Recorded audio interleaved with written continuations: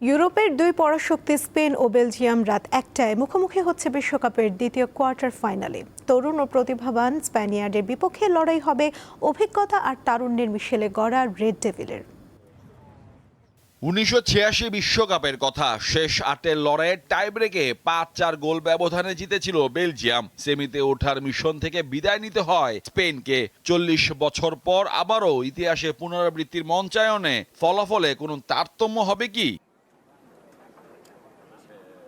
এবারে বিশ্বকাপে ধারাবাহিকভাবে নিজেদের শৃঙ্খলাবদ্ধ ফুটবল, বলের দখল এবং দ্রুত আক্রমণ ভাগের মাধ্যমে প্রতিপক্ষকে চাপে রেখে নিজেদের সামর্থ্যের প্রমাণ রেখেছে স্পেন। অভিজ্ঞতার ঠাসা বেলজিয়ামও আত্মবিশ্বাসী। ম্যাচের ভাগ্য অনেকটাই নির্ভর করবে দুদলে ৫ জন তারকা ফুটবলারের পারফরম্যান্সের উপর। স্পেনের রক্ষণ ভাগের অন্যতম স্তম্ভ আইমেরিক লাপোর্তে, বেলজিয়ামের রোমেলু লুকাকু এবং চার্লস ডি কেটেলারের মতো আক্রমণ ভাগের ফুটবলারদের আটকানোর দায়িত্বে থাকবেন তিনি।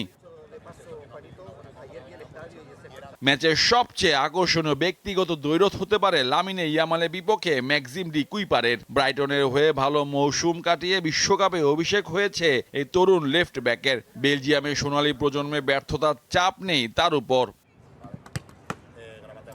বর্তমান বিশ্বের সেরা ডিফেন্সিভ মিডফিল্ডারদের একজন রদ্রি। পর্তুগালের বিপক্ষে ম্যাচে মাঠ নিয়ন্ত্রণ করে স্প্যানিশদের জেতানোর পেছনে বড় ভূমিকা ছিল তার। শুধু রক্ষণ নয়, আক্রমণ তৈরিতেও সমান কার্যকর তিনি। স্পেনের মিডফিল্ডের প্রাণ ভ্রমণা রদ্রি খেললে প্রতিপক্ষের মাঠে আধিপত্য বিস্তার করা কঠিন হয়ে পড়ে।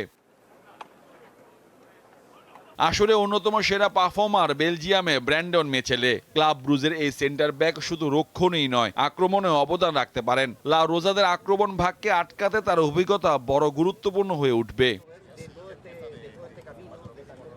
মাঠের লড়াইয়ে ২৩ বারের দেখা স্প্যানিশদের জয় ১২টি, ড্র হয়েছে ৬টি আর বেলজিয়াম হেরেছে ৫ ম্যাচে। মোহাম্মদ হাসিব, দীপ্ত স্পোর্টস। আন্তর্জাতিক মান, সেরা ফায়ার রেজিস্ট্যান্স, BRB Cables।